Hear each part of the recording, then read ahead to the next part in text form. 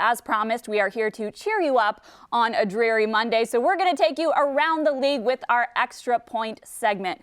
Cowboys fans can commiserate with Lions fans after taking an L to the Vikings on Sunday Night Football last night. One bright spot, though, for the Cowboys to come out of that game was this bizarre pregame routine from quarterback Dak Prescott. All right, clearly he's opening up his hips here with this drill, but when you have a move like that, you are just asking to be memed. And of course, the internet delivered. There was a hashtag going around last night called Dak Dances to Anything, and sure enough, you can set this to just about any song, and it's entertaining. Here are a few of my favorite ones. First of all, Whitney Houston's I Want to Dance with Somebody.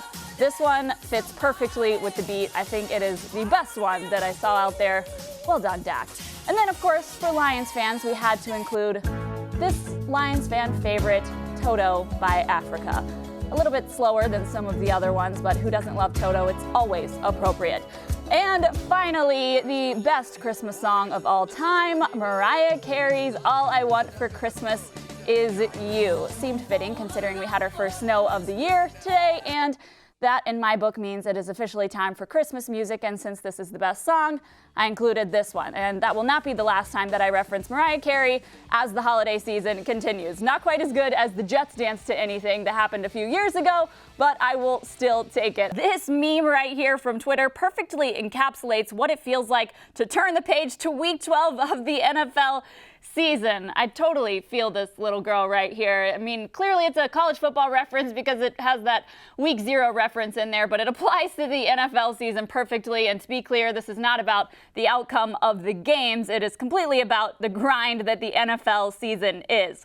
But quite honestly, we have nothing to complain about, and I was reminded of that this weekend as the Lions held their annual Salute to Service game.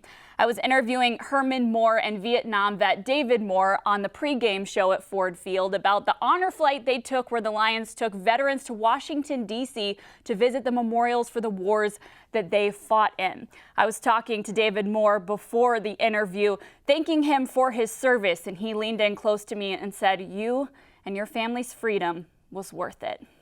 I teared up in that moment and quite honestly cried reflecting on it after the game because it was such a profound expression of selflessness and sacrifice. That's what really matters in this world, not football games and final scores. I hope that statement impacts you as much as it did me. Am I doing this right?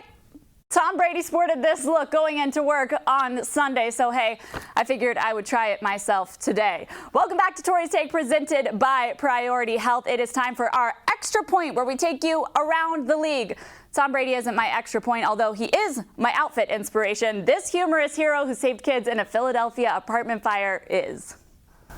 My old co-workers took the ladder off the truck, raised it up, and was assisting people down. My man just started throwing babies out the window. Wow. We was catching them, unlike Aguilar.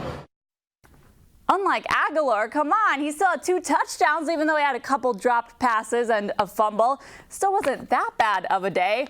Philadelphia sports fans, man, you gotta respect the passion.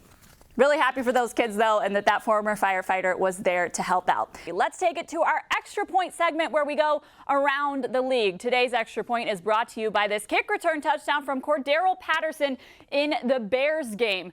This cinematic shot is what makes it so good. Fox went to the sky cam here, probably expecting it just to be your routine kick return, but it turns out that he takes it to the house, which makes it so dramatic with this camera view. I absolutely love it. I feel like there should be some dramatic music playing underneath this as well. Look, I get that this isn't the best way to see the blocks that set up the kick return touchdown, but we could see those on the All-22 view on the replay. I absolutely love this camera angle, and it made it a lot of fun. This week, we are taking you to the Packers-Chargers game where the announcers took a little bit of a field trip down to the sidelines. Typically, they are up in the box viewing the game, but for this particular game, Jim Nantz and Tony Romo walked down to the sidelines to call part of the game. Tracy Wolfson was delivering a sideline report when the camera panned wide and revealed these two calling the game from the sidelines. Quite an unusual act here. So why the parade down to the sidelines? Well, it was a little bit of a visual demonstration of how bad the Packers offense was in that game. It took Nantz and Romo 60 yards to move down to the field. At the time, the Green Bay offense only had 52 yards of offense. Ouch.